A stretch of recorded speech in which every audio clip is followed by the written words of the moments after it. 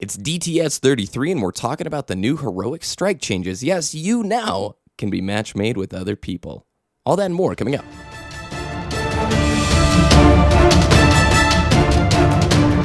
You're listening to Destiny the Show. Welcome, Guardians.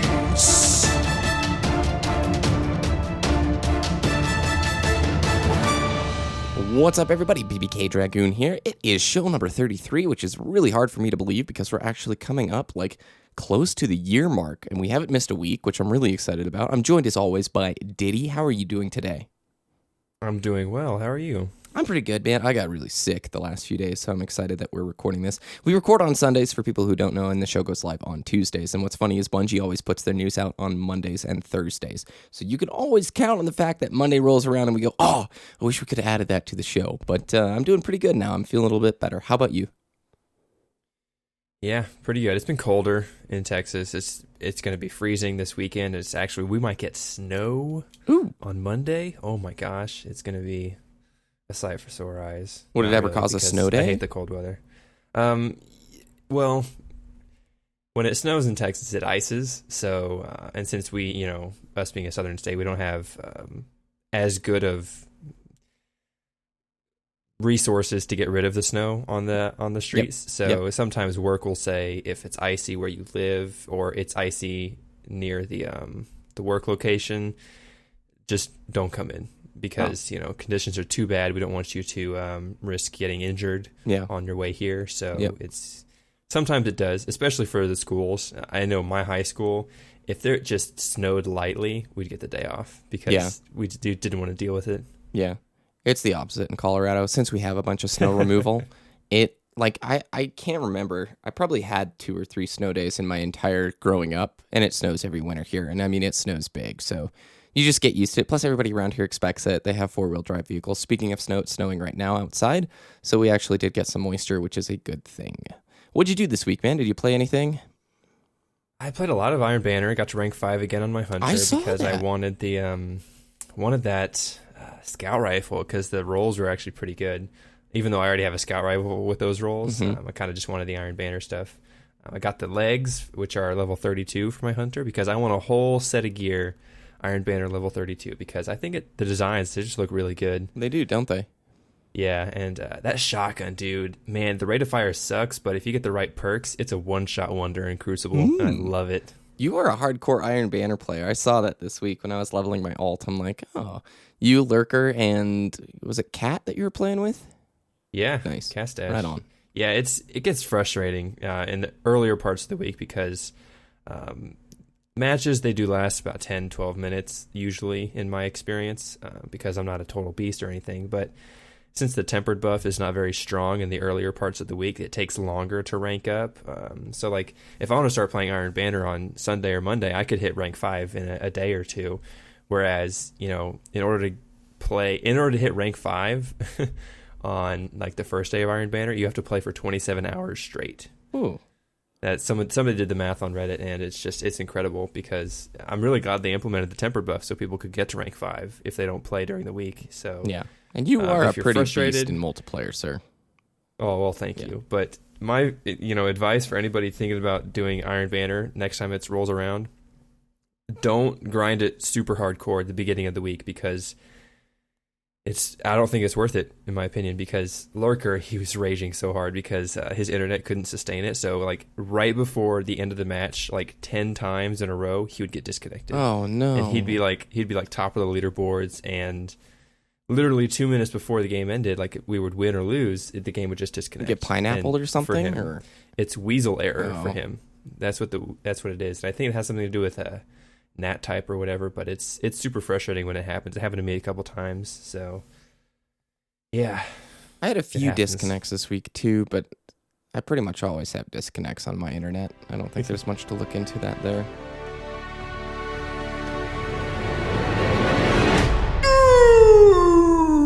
News!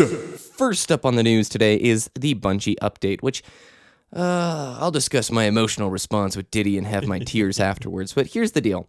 The weekly heroic strike the one you get coins from, is now a Matchmade activity. Well, I say now. It's going to be a Matchmade activity. So you can no longer solo the heroic. Up until this point, if you wanted to complete the heroic strike, you could solo it. You would have to invite friends, but there was no matchmaking for that playlist. That has changed now. It's going to be a Matchmade activity, and this is coming, I believe, in patch 1.1.1. Is that correct, Ditty? I think they imply that it's going to come around the same time as the heavy ammo patch as well at the end of February. Yeah, which would be 1.1.1, I think, because... Yeah, which would be this next week, actually. Yeah, it because would. February is ending. It is. It's weird that this month is already done. Oversoul's Edict, my pulse rifle is actually going to be useful now. That's going to be cool. Nice. But let's be real here, okay? There was more to the update, but let's just hit the thing on the elephant in the room right now. Last week, they were going to, they teased us. We're going to talk to you about the changes that are coming to strikes. Well, this isn't really a change to a strike. It's more just a change to the matchmaking of a strike. And I'm disappointed. Just a little bit. I'm happy. Don't get me wrong. It's cool that we're going to be able to get more coins easily. But, I mean, what was your reaction, Ditty? I was disappointed. When I read the update, I was like, that's it? Now, to be fair... There's a little bit more update to the strike than just adding the heroic matchmaking.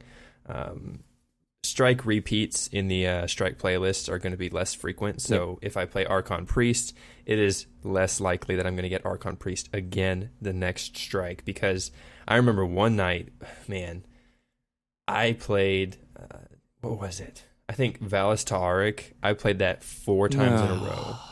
And that was just the worst. I would have quit. Yeah, after the 4th time, I ended my strike playing for that evening. But it's rough when you have to repeat strikes in a row. But that's going to be less frequent now. So let's be fair. There are some more updates. But still, just reading it, I was like, oh, that's it? Okay.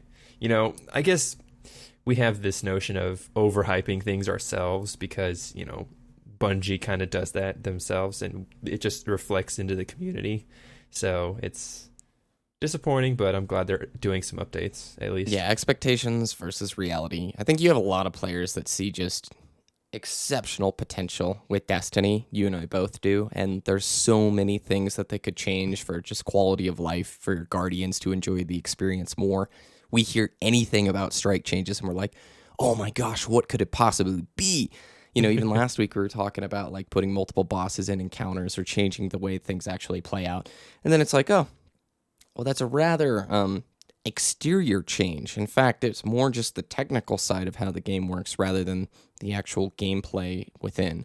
Anyway, the other things that are happening with Bungie and this weekly update was Xur will stop forgetting to bring his exotic engrams when he visits us from wherever Xur is from. I like how they put that there. Iron Banner will work as previously promised, with a greater variety of maps in rotation, as well as a couple of new bounties that give you more control over which weapon you can use to complete them, and we were hoping that one would have arrived before the current event. Finally, Strikes and Crucible maps will be less likely to repeat themselves, as you said before, and this other one that's kind of like Grimoire cards will drop when you expect them to, so apparently some of the cards were bugged. Did you have any experience with that? Not personally, but I know a few people who are grinding Grimoire score, and they just didn't have it pop up. Yeah.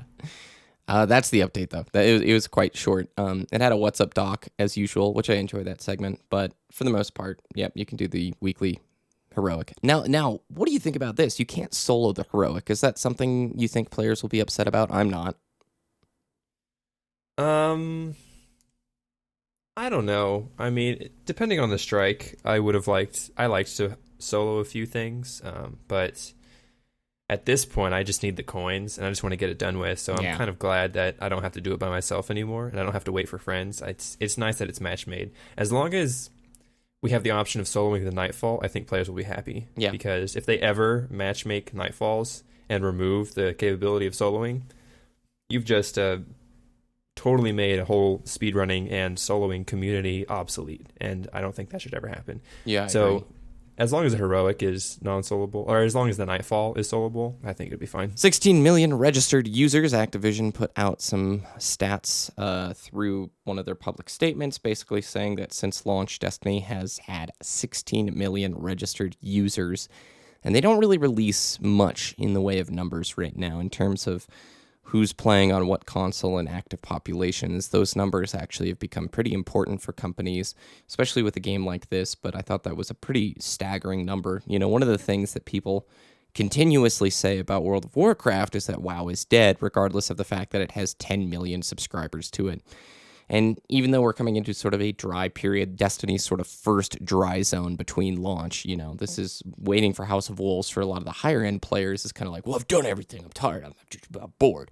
Stinking Bungie, this game is done. And it's like, you know, this is one of the most successful games currently right now. And there's a lot of people who play it and a lot of people who are interested in this universe. So I just thought it was interesting numbers to throw around. If you want to check it out, the link is on the site. And our final bit of news today is more bounties now. What is this, Ditty? It's a thread on Reddit from, let's see, got to give credit where credit is due, Core of Memory. We need more bounties, not when House of Wolves hits, not when we get the comet. We need them now. And it kind of goes, it's kind of following the theme of the burnout that we're talking about in terms of you hit the max rank, what do you do now? A lot of the bounties from the bounty tracker, especially Iron Banner, oh my gosh, don't get me started. We just do the same bounties over and over and over again. And it would be so easy to implement just different bounties. It says right here in the post, of the 39, we only have 39 unique player PvE bounties. And like 17 of them are the target, like go kill this guy in this mission. Yep. And for most of those bounties, I have checkpoints. So I just load into the checkpoint, kill the dude in 2 minutes, and then I'm done with that bounty. And you know, it would be so easy to implement new bounties, you know, and it's just, they don't do it. I don't know. Needs to happen. You know what's funny is last night I was doing a bounty for killing some guy in the archive mission on Heroic. Well, guess what I did this morning? I killed another guy on the archive in Heroic. So back to back, it's like, really? Same ones? Or how many times has the like Black Meridian Garden one shown up? Like the last Mars mission that's like, it doesn't take forever, but it takes longer than the other missions. And it's just like, didn't want to do that bounty, but I need that experience and that rep. I want it. So yeah, I agree. That's something that can be implemented easily. And I really, really think we're going to start seeing that stuff as we push forward until, like, I think it's going to come before House of Wolves, but at the latest, maybe House of Wolves. Let's get into our topic. Salvaged relic data is now decrypted. Not of consequence. Evening, Guardian.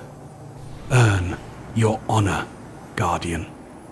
Titan survey data requested. So along the same theme of what we've been talking about today, a lot of the higher end players, this sort of seems to be like the hot topic this week across multiple community sites, is a lot of the higher end players have completed the raids. They're like pretty much wrapping up their experience with Destiny until House of Wolves comes out. I want to really talk about what we see towards the future in the next 2 months, constructive criticism, things that we'd like to see changed as we move forward with Destiny, in order to push through this sort of time and not burn out, basically. Or if players are getting close to burnout, what they can do to have Destiny stay this positive experience in their mind and they don't get wrapped up. It's very easy to like drive yourself towards the negative band camp of, oh, this game's so content light, I'm bored with it, I'm done, blah, blah, blah, that kind of a thing. Well, I wouldn't disagree with some of those sentiments, and I know there's people who get mad anytime that I nullify their arguments when they think Destiny is content light or whatever. But this is a podcast of people who like Destiny, and if I wanted to make a negative podcast about Destiny, man, I can't imagine why people would want to listen. So in general, I really like the game. You and I both think there's huge areas in which Destiny can improve and refine. But during this time, before House of Wolves, what do you think players should do, basically, to keep the experience something is positive in their mind? My one suggestion is max out everything. Not just your armor, not just your weapons, your glimmer, your Vanguard marks, your Crucible marks, your Ether Seeds, your Blue Polyphage, all that stuff, everything. Max everything out, because we saw it with the Dark Below come out, and this is actually referencing a thread that I saw on Reddit. I forget who it was. I apologize if you're listening and I didn't give you credit, but shout out to you. You know who you are. He or she suggested that look at the Dark Below DLC. We saw Eris come into the tower. Eris uses black wax idols as currency. when they came out, you could convert radiant energies to shards and vice versa using black wax idols and some glimmer, and they were used as currency. And I know when I'm trying to farm glimmer on a hive strike and I need black wax idols, I don't have any more because I already converted all of them because I use them as currency. So he suggested that you max out all of your stuff in terms of, because you're going to need them to purchase the next DLC stuff right away. If you want to get on top of things when House of Wolves or Comet comes out, you want to have all the destination materials. You want to max out your Spirit Bloom, max out your Relic Iron, max out Helium Filaments and Spin Metal. Have that maxed out in your inventory, so when you get the next DLC items, you already have all the materials. You don't have to spend time grinding it again, and you can hit that max level as soon as possible. And, here we are talking about burnout, and I'm telling you to speed up your grind process. But, that's what you can do right now. It's going to take you a while to hit 200 Vanguard marks after purchasing all the destination materials. So that would be my suggestion. For me, it comes down to playing with friends. The more I play Destiny by myself, the less of an experience I enjoy. It feels like I notice more like the AFK player in the strike, or the jerk in Crucible who's just not helping at all. He's in his menu doing nothing. But whenever I play with friends, it's like an overwhelmingly good time. And I think that's what's going to carry my experience forward until House of Wolves with Destiny is the ability to get on, play some Crucible with friends, or go do the heroic, or work towards the Nightfall and still push towards the gear. I'm less interested in having, 3 max level characters, as long as I have one character, my main, that is, real close to max or max level, and I've got some gear that I like. I'm a pretty happy person. I'm not much of a collector in games in terms of I'm very vanilla. I find what I like and I keep playing it that way. Yeah, absolutely. And just to touch on the friends thing, if you have friends to talk about Destiny with, that just expands your entire Destiny experience tenfold.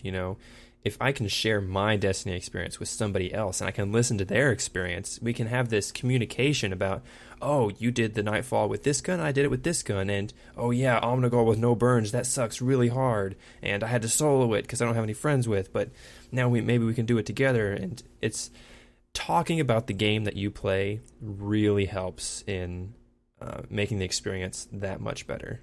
Exactly. And I'd love to hear what people have to say about this. If they tweet us, I think that would be a good idea. I don't have a ton to say about avoiding burnout. I think taking breaks is important. And if you're done with Destiny, then, relax until House of Wolves. I know we've been getting news consistently for 30 stinking weeks of Destiny. Granted, sometimes the news isn't as big as we would like, but I feel like they're always speaking to us as a community. Sometimes it misses the mark. This last week it kind of missed the mark, but I still feel like the player base is acknowledged, respected, and we are given a sort of a voice in the Bungie chamber, Yeah, and we should be realistic in our expectations with Destiny. Destiny is not always going to be the best game out there. You know what I mean? And especially with this past week, they hyped up strikes, and we got disappointing news for most of us. They're changing, they're updating it, they're making the experience a little bit better, but I think us, Destiny as a community, we're expecting too much every single time we hear something from the developer, because Bungie can't overhaul everything every single time they update the game. And it's that's why they have the DLC benchmarks. That's when they do a complete overhaul of something. That's when they implement a ton of changes at once. And if we do a ton of changes at once every single time the game goes live, we have a different game every week, and that's really hard to manage in terms of a developer, because you have to be constantly looking at how those changes affected the player base. And if you only have a week of data in terms of how it affected, people are still learning in that time frame. They need at least a month or 2 months or 3 months to really analyze all the data and of all the changes they've implemented. So I think we need to calm down our hype train a little bit. We need to pull it off full speed and maybe go about 90%. See, I agree there. Fully agree. But it's one of those things where it's so hard, right? You see this potential with Destiny and you want it to I'm guilty of this every single time I get the tiniest thread of news. Comet. We really don't know anything about Comet. Yet we are already building this construct in our mind of what Comet could be. And then it turns into what we want Comet to be. And then when Comet comes out, will it meet those expectations? Will it fall short, or will it surpass those expectations?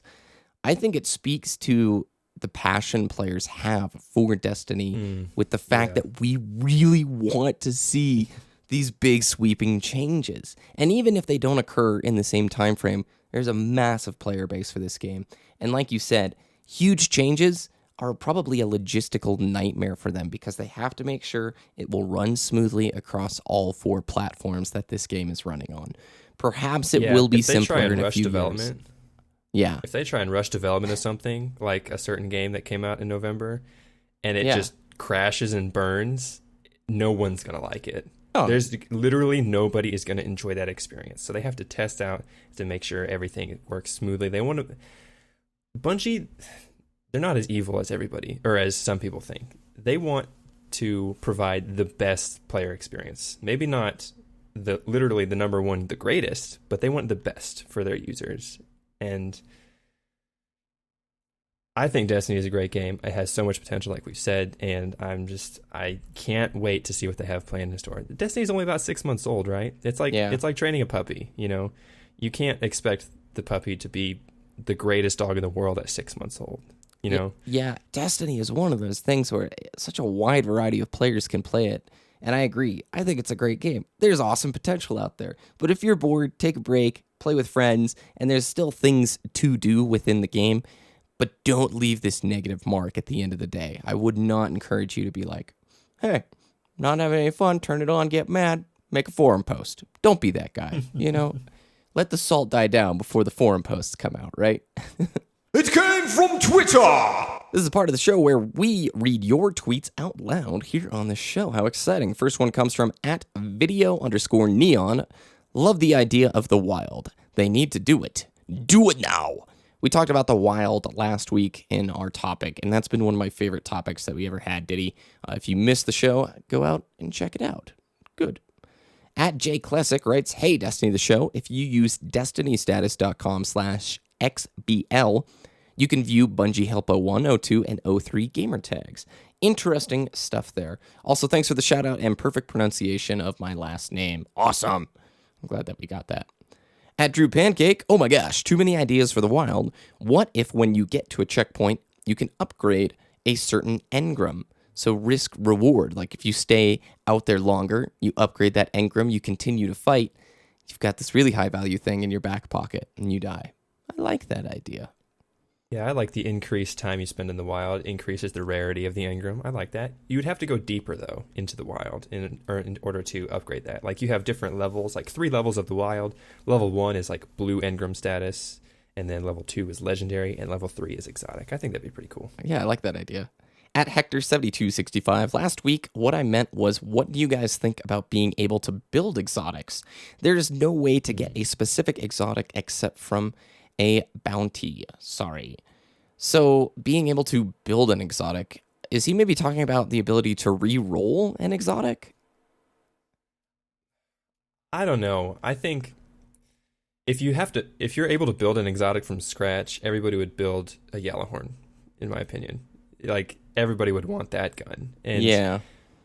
The purpose of exotics is that every single one of those exotics is the same, and it's super rare. And I don't think you should be able to re-roll exotics. So that's just what I think. Yeah, I agree. I think setting a specific one in your mind, as cool as it would be to say, I want a Suros, and I'm going to do this long quest chain to go get my Suros, it kind of removes the special nature that is an exotic, that kind of happy giddy moment where the nightfall ends, the Suros shows up in your inventory, and you do a little happy dance. You know what I'm saying? I don't think we're at the point right now with the loot system to where that would be a benefit. Maybe down the road, but right now, not my cup of tea. @Ramsey99, I got the Yellowhorn to drop from Iron Banner this week. Congrats. Do you think this happens a lot, or did I get lucky? You got lucky, dude. At Destiny Track, which is the Twitter for DestinyTracker.com. By the way, guys, visit DestinyTracker.com for leaderboards, in-game viewer models. You can check out your character with different shaders and equipment. All sorts of cool things like news and LFG section that is second to none. It's a great website. Go to DestinyTracker.com. And they sent us a tweet saying, our podcast is out, and here's the YouTube link. Thanks for tweeting us out. We appreciate it. So, at JP Thy Sing writes, Yo, Ditty, run with me on PS4. Screen name, it's hard to read, Mr. Coriolis, but it's misspelled. Maybe it's not misspelled. Do you still play on PS4, or is it kind of like every once in a while? Frequently. Every once in a while. It's not too consistent, but yeah. Send me a friend request. We'll do it. Cool. At the Dane Train 13, only Ditty will understand. The Human Torch could not get a bank loan.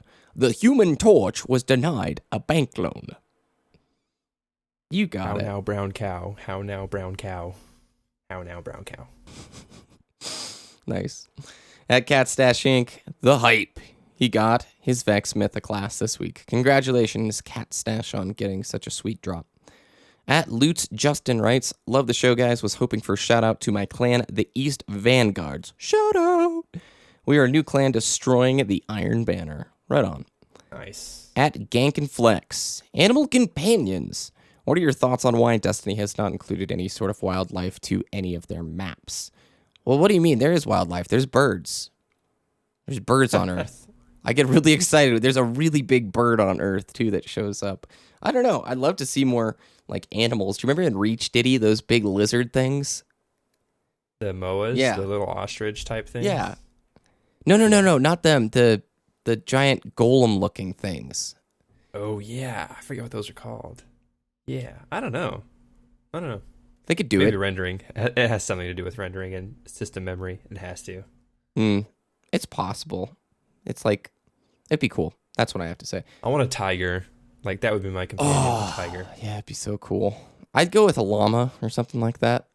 An ostrich, maybe. Okay. At I'm Sassy, my first attempt at adding a montage. Please enjoy and share your advice. This will be on the website as well. Our good friend I'm Sassy is a monster, and this is a really fun montage. Well, it's a daytage. All the clips came from a single day. He shoots people through walls left and right, man. It's insane. Absolutely insane. So check it out. And that's all the tweets we have for you this week. If you want to be featured, please tweet us at Destiny the Show. We always like to hear about the topic. That's great. But tell us anything else. It's time for the Tower Talk.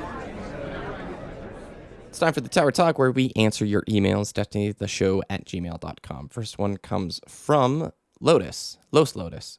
Hey guys, love the show. Played a lot of Destiny, been lucky enough to obtain all the exotic weapons. Most of them have their roles, some more obvious than others. However, there are a few exotic weapons that I just can't figure out why anyone would use them. The list of exotics included below are outclassed by legendary weapons in PvE and PvP. I don't mean to offend anyone, but please discuss Universal Remote, Hardlight, Pocket Infinity, Dragon's Breath, No Land Beyond, and Necro Chasm. Now, I'm going to probably throw this one to Ditty, but the first thing I can say is my experience with Pocket Infinity, Dragon's Breath, and No Land Beyond is that maybe they're just not what they could be, right? Down the road, we might see changes to exotics that make these things more viable. So while right now they might not be great, I mean, look at pulse rifles. Not great. Getting a 10% buff, like, pretty soon. So I would not, like, discount any of these exotics. While they might not be awesome right now, down the road they could be. Ditty, what do you think?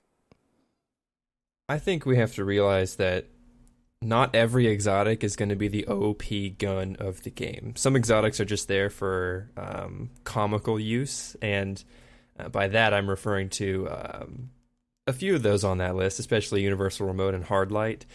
Universal Remote, it was actually a lot better in vanilla Destiny. It actually had shot package where when you aim down the sights, the cluster is a little bit tighter, but they actually removed that because it was too powerful.